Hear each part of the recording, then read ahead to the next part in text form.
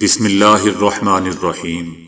السلام علیکم دوستو، دنیا بھر کی خبروں میں آج آپ سنیں گے، لیکن اس سے پہلے اگر ہو سکے تو لائک اور سبسکرائب کا بٹن ضرور دبا لیں۔ شکریہ۔ صدر ٹرمپ نے کہا ہے کہ ترکیہ بہت ہوشیار ہے، اس نے کوئی ہمدردی دکھائی بغیر شام پر باغیوں کے ذریعے قبضہ کیا۔ ترکی نے بہت ساری جانیں گنوائے بغیر ایک اہم اقدام کیا۔ صدر ٹرمپ نے ترکی کی حمایت یافتہ باغیوں کی جانب سے شامی طاقت پر بشار الاسد کی موجودگی کو امریکی اتحادی ترکیہ کی جانب سے غیر دوستانہ قبضہ قرار دیا ہے۔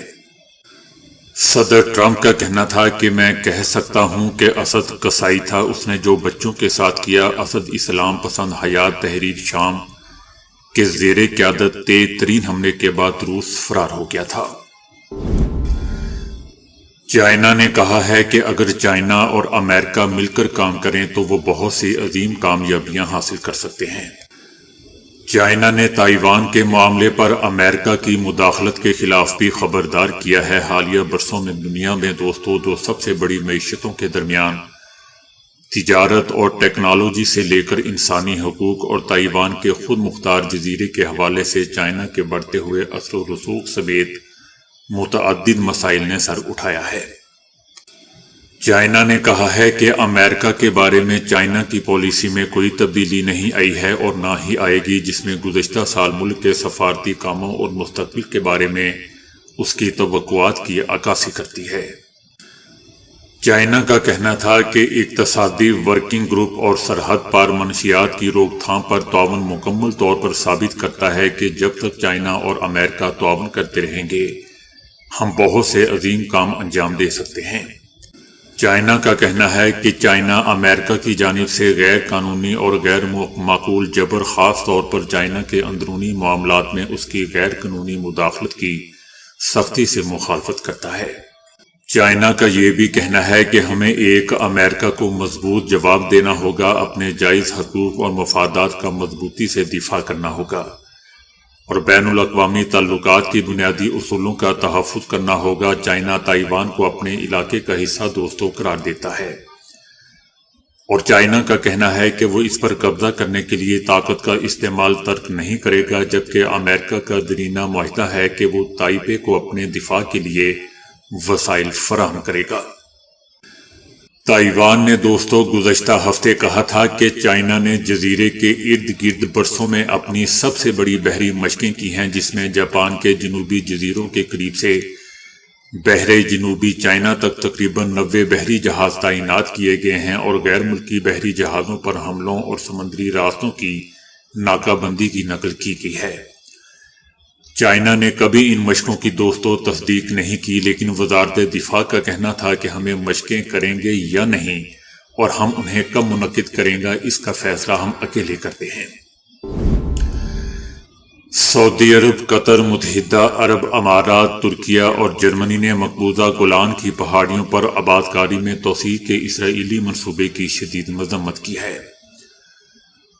ترکیہ کا کہنا تھا کہ اسرائیل نے 1967 سے گولان کی پہاڑیوں پر غیر قانونی قبضہ کر رکھا ہے۔ ترکیہ کا یہ بھی کہنا ہے کہ ہم گولان کی پہاڑیوں پر غیر قانونی بستیوں کو وسعت دینے کے اسرائیل کے فیصلے کی مذمت کرتے ہیں۔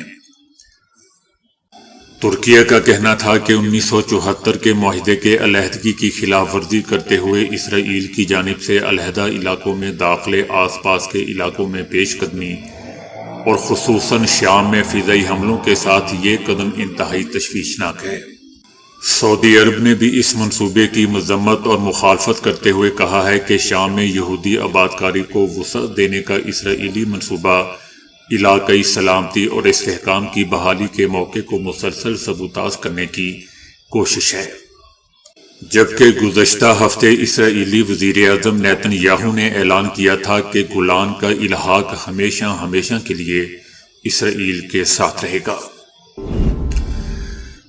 جمعیت علماء ہند کے صدر مولانا ارشد مدنی نے آندھرا پردیش میں ایک اجتماع سے خطاب کرتے ہوئے وقف ترمیمی بل میں موجود تمام نقائص پر روشنی ڈالی ہے اور کہا ہے کہ یہ بل مسلمانوں کے وقف کے حق کو چھیننے کی ایک سازش ہے اور یہ اس بات کا ثبوت ہے کہ حکومت مسلمانوں کے مذہبی حقوق میں مداخلت کرنا چاہتی ہے۔ ان کا کہنا تھا کہ وقف کی حفاظت کے لیے یہ بل لایا جا رہا ہے، لیکن اس میں کی جانے والی تبدیلیاں یہ ثابت کرتی ہیں کہ یہ بل مسلمانوں کو ان کی مذہبی املاک سے محروم کرنے کے لیے لایا جا رہا ہے۔ مولانا ارشد مدنی کا کہنا تھا کہ اس بل کی موجودگی مسلمانوں کے لیے نہ صرف ایک مذہبی مسئلہ ہے بلکہ ہمارے آئینی حقوق پر حملہ ہے۔ ان کا کہنا تھا کہ اگر آئین کی حفاظت کی جائے گی تو ہی ملک بچ سکے گا، اور اگر آئین کو پامال کیا گیا تو ملک کی سالمیت خطرے میں پڑ جائے گی۔ یاد رہے دوستو کہ ہندوستان کی مرکزی حکومت کا کہنا ہے کہ نئے ترمیمی بل سے وقف املاک کو تحفظ کرنے میں مدد ملے گی۔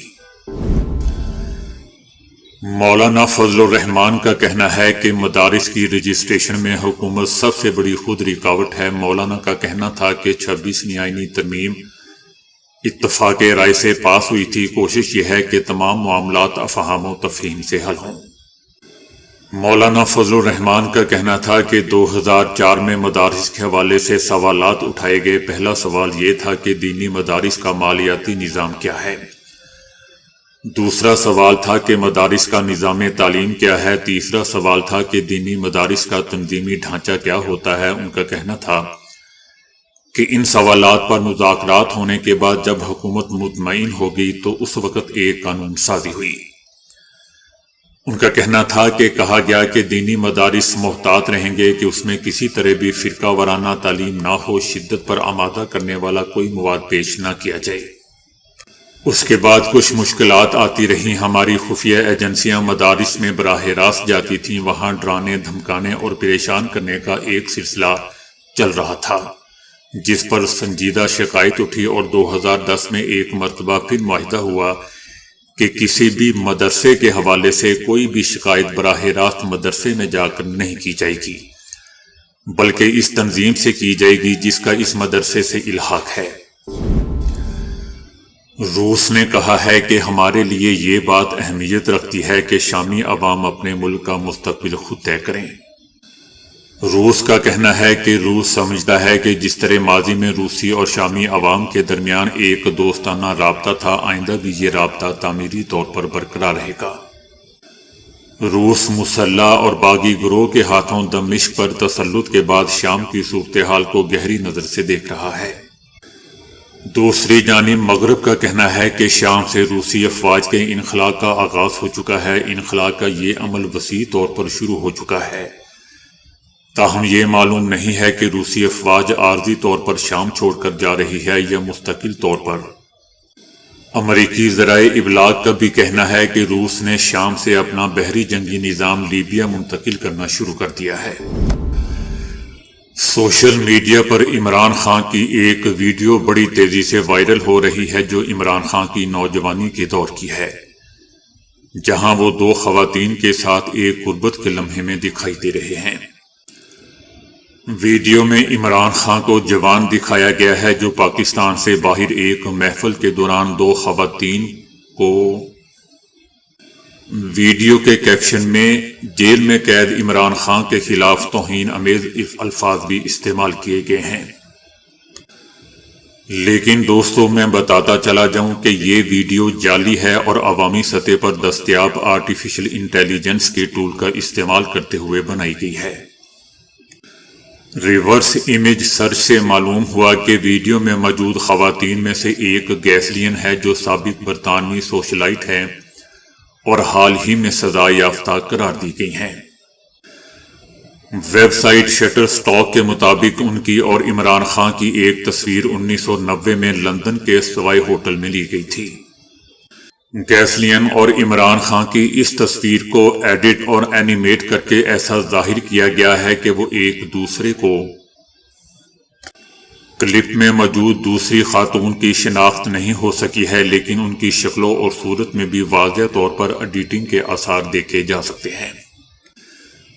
جعلی ویڈیو میں کئی خامیاں واضح طور پر موجود ہیں، جیسے پس منظر میں موجود افراد کا غیر فطری طور پر روشن ہونا، جبکہ عمران خان اور دونوں خواتین کے چہرے غیر معمولی طور پر ہموار دکھائی دے رہے ہیں۔ ویڈیو کی مجموعی روشنی اور ساخت میں پائی جانے والی بے ترتیبی عام طور پر آرٹیفیشل انٹیلیجنس سے تیار کردہ مواد کی نشاندہی کرتی ہے۔ صدر ٹرمپ نے کہا ہے کہ غزہ جنگ کے بارے میں اسرائیلی وزیر اعظم نیتن یاہو سے بہت اچھی گفتگو ہوئی ہے، جو ہو رہا ہے اس پر بھی تبادلہ خیال کیا گیا۔ ٹرمپ کا کہنا تھا کہ انہوں نے نیتن یاہو سے کہا ہے کہ 20 جنوری کو آ جاؤں گا، اس معاملے کو پھر دیکھیں گے۔ ایک مرتبہ پھر سے دھمکی دیتے ہوئے ٹرمپ نے کہا ہے کہ حماس کو کہہ چکا ہوں کہ اگر 20 جنوری تک میرے صدارتی منصب سنبھالنے سے پہلے اسرائیلی یرغمالیوں کو رہا نہ کیا گیا تو ایک اور قیامت ٹوٹ پڑے گی۔ امریکی صدر کا کہنا تھا کہ ان کے صدارتی منصب سنبھالنے تک جنگ بندی کا معاہدہ نہیں ہوتا ہے تو جو ہوگا قطعی طور پر خوشگوار نہیں ہوگا۔ ٹرمپ کا مزید کہنا تھا کہ یوکرین جنگ روکنے کے لیے روسی صدر پیوٹن اور یوکرینی صدر سے بات کروں گا، یہ جنگ بھی اب ختم ہو جانی چاہیے۔ صدر ٹرمپ نے روس کے قبضے میں آنے والے یوکرینی علاقوں کے مستقبل سے متعلق پوچھے گئے سوال کا جواب دیے بغیر کہا کہ کشیدگی کا شکار سرزمین پر زیادہ تر علاقے ملبے کا ڈھیر بن چکے ہیں اور انہیں بحال ہونے میں 1 صدی لگ جائے گی۔ ٹرمپ کا کہنا تھا کہ متنازع علاقوں میں اب کوئی شہر باقی نہیں بچا، کوئی ایک عمارت بھی صحیح حالت میں موجود نہیں ہے اور بس ملبے کا ڈھیر ہے۔ ٹرمپ کا کہنا تھا کہ وہ یوکرین اور روس کے مابین گزشتہ 3 سالوں سے جاری جنگ کا فوری خاتمہ کروانا چاہیں گے، لیکن یہ صورتحال مشرق وسطی سے زیادہ مشکل ہوگی۔ پاکستان تحریک انصاف نے دعویٰ کیا ہے کہ 26 نومبر کے واقعات کے بعد اسٹیبلشمنٹ نے پی ٹی آئی کے لیے مداوع شروع کر دیا ہے، تاہم مسلم لیگ نون کوشش کر رہی ہے کہ ہمارے مذاکرات آگے نہ بڑھیں۔ شیر افضل مروت کا کہنا ہے کہ عمران خان نے مذاکراتی کمیٹی بنائی، جس کے بعد یہ بیان بھی دے دیا کہ پی ٹی آئی رہنما حکومت کے ساتھ خوشگوار موڈ میں چل رہے ہیں۔ مروت کا کہنا تھا کہ عمران خان کے اس بیان سے مذاکراتی کمیٹی کی وقت میں کمی ہوئی، عمران خان کے اس بیان سے ہمیں تھوڑا نقصان ہوا۔ ان کا کہنا تھا کہ ان مذاکرات میں عمران خان کی 15 سے 20 دنوں میں رہائی کی بھی بات ہوئی تھی، مگر اسے ہماری غلطی کہہ لیں یا ڈھٹائی کہہ لیں کہ ہم ہر حال میں ڈی چوک پہنچنا چاہتے تھے جیسا کہ بی بی بشرا چاہتی تھی۔ یہ بی بی بشرا کی غلطی تھی یا ان کی ڈھٹائی تھی؟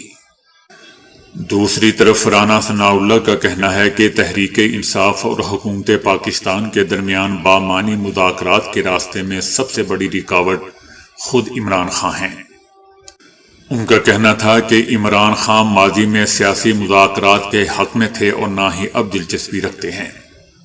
رانا ثناء اللہ کا کہنا تھا کہ تحریک انصاف کی دوسری درجے کی قیادت حکومت کے ساتھ بات چیت کے حق میں ہے، لیکن ان کے اس طرح کے مذاکرات کی خواہش کے باوجود عمران خان نے ان سب کو مسترد کر دیا، جس کا نتیجہ 26 نومبر جیسے واقعات کی صورت میں سامنے آیا۔ یہ 26 نومبر کا واقعہ نہ صرف مذاکرات کے ممکنہ آغاز کے لیے ایک سنگین جھٹکا تھا، بلکہ اس واقعے نے یہ بھی ثابت کر دیا کہ عمران خان اپنی پارٹی کی پوری دوسرے درجے کی قیادت کی رائے کو کوئی حیثیت نہیں دیتے۔ رانا ثناء اللہ کا یہ بھی کہنا ہے کہ حکومت پاکستان تحریک انصاف کی دوسرے درجے کی قیادت سے رابطے میں ہے، لیکن یہ لوگ بے بس ہیں اور پارٹی کے چیئرمین کی جانب سے انہیں ویٹو کیے جانے کی وجہ سے یہ لوگ کچھ نہیں کر سکتے، یعنی عمران خان کی وجہ سے کچھ نہیں کر سکتے۔ رانا ثناء اللہ کا کہنا تھا کہ تمام سیاسی جماعتیں ہمارے لیے قابل احترام ہیں، تاہم اگر کوئی سیاسی گروہ اپنی ہی فوج پر حملہ کرتا ہے تو کوئی اس کے ساتھ کوئی بات چیت نہیں کرے گا۔ ایسے انتشار پسند گروہ کے لیے واحد راستہ یہ ہے کہ وہ قوم سے معافی مانگے، نفرت کی سیاست ترک کرنے اور تعمیری سیاست کا وعدہ بھی کرے۔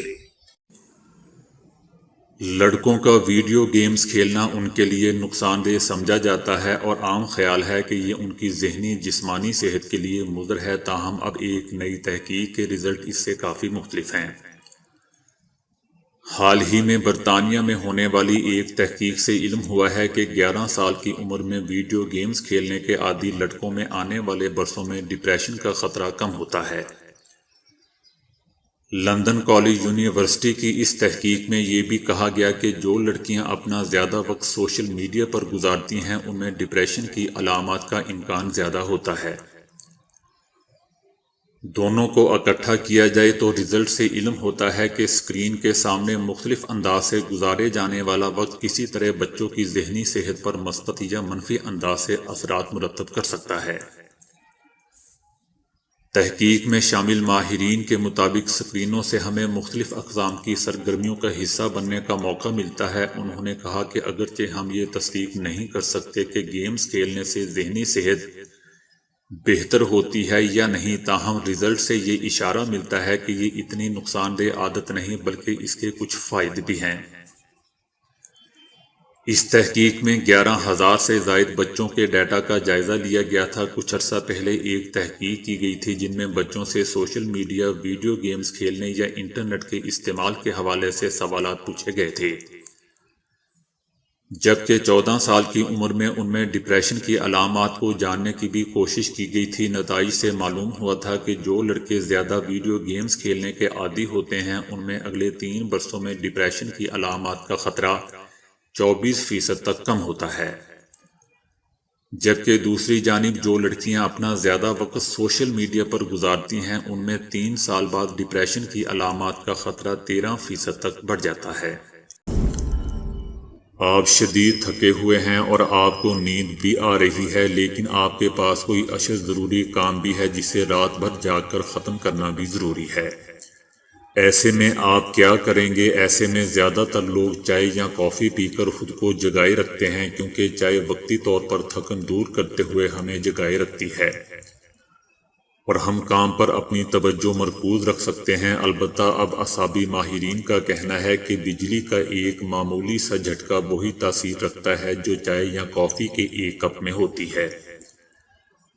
امریکہ میں 40 رضاکاروں پر تجربات سے معلوم ہوا ہے کہ اگر اعصاب کو صرف 1 منٹ تک بہت ہی معمولی کم وولٹیج والی بے ضرر بجلی کا جھٹکا دیا جائے تو تھکن اور نیند وقتی طور پر ختم ہو جاتی ہے اور انسان اگلے چند گھنٹوں کے لیے چاق و چوبند ہو جاتا ہے۔ دوستو، یاد رہے کہ اعصاب ہمارے دماغ سے لے کر پیٹ تک پھیلے ہوئے ہوتے ہیں، لیکن ساتھ ہی ساتھ ان کا تعلق ہمارے دماغ کے ان حصوں سے بھی ہوتا ہے جو ہماری سیکھنے کی صلاحیت اور توجہ میں اہم ترین کردار ادا کرتے ہیں۔ امریکی فضائیہ اور نجی تحقیقی اداروں کے ان مشترکہ تجربات میں رضاکاروں سے مسلسل 34 گھنٹے تک جاگنے کے لیے کہا گیا۔ 20 رضاکاروں کے اعصاب کو مخصوص وقفے کے بعد ہلکی اور بے ضرر بجلی کے جھٹکے دیے گئے، جبکہ باقی 20 کو جگائے رکھنے کے لیے کچھ بھی نہیں دیا گیا۔ وقت گزرنے کے ساتھ ساتھ اپنے طور پر جاگتے رہنے کی کوشش کرنے والے گروپ کی کارکردگی میں نمایاں کمی آ گئی، لیکن بجلی کے جھٹکے وصول کرنے والے گروپ کی کارکردگی میں بہت ہی معمولی سی کمی ہوئی۔ تجربات کے دوران تمام رضاکاروں سے ان کی ذہنی کیفیت کے بارے میں سوال نامے بھی پر کروائے گئے، جن سے اندازہ ہوا کہ جو لوگ خود پر جبر کر کے جاگ رہے تھے ان کی ذہنی حالت خراب ہوتی جا رہی تھی، لیکن بجلی کے جھٹکے کھانے والے رضاکار بہت ہی سکون میں تھے۔